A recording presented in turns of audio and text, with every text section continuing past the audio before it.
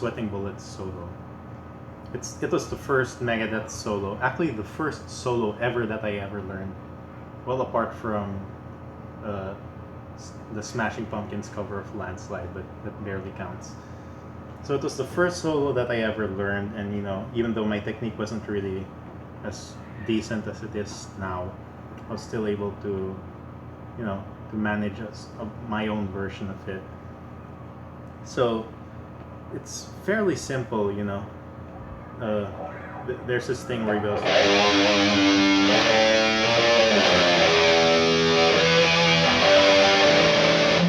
It's not really clear what he does. He does some harmonic stuff, but the solo,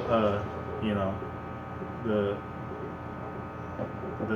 solo really begins anyway when he starts doing the chromatic thing, where he does all the notes here to down here. So it's a fairly simple pattern,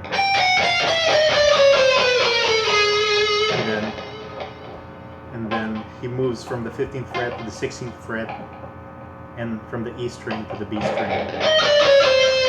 But here, because the tuning of the interval between G and B strings is smaller than for the other strings, you don't move a fret higher. And then even when you go down to the G string, it's still on the 16th fret. And then lastly, so you end with this G sharp. And then, continuing with the patterns, here you go up by threes, starting from the E string.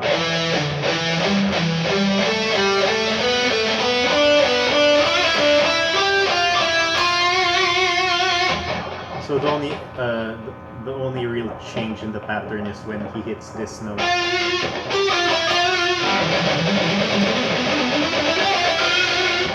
So this next part is actually the least patternish part of the entire Sweating Bullets solo. So he starts with, and then notice here he sort of takes a break.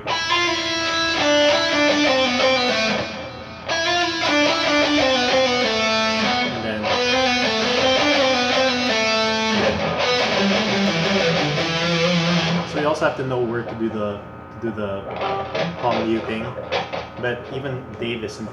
I don't think he was that consistent anyway when playing the solo. And then here's the palm muting again, doing triplets of.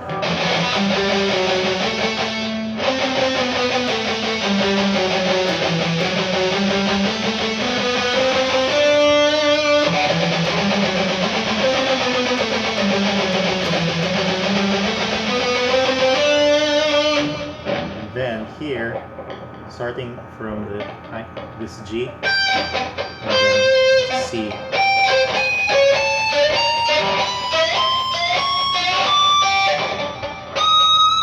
And then you could hear it. It's not when he bends up to hit the E. He doesn't even go all the way to play the E note. So for me back then, I thought it was intentional, but now knowing Dave's technique, maybe it wasn't intentional. But either way, it adds to the the dementia of the song, which is what it's supposed to be about.